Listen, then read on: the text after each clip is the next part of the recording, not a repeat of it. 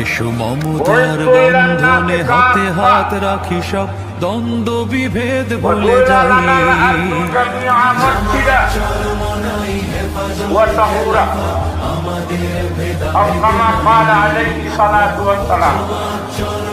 এসো মমতার বন্ধনে হাতে হাত রাখি, সব দ্বন্দ্ব বিভেদ ভুলে যাই।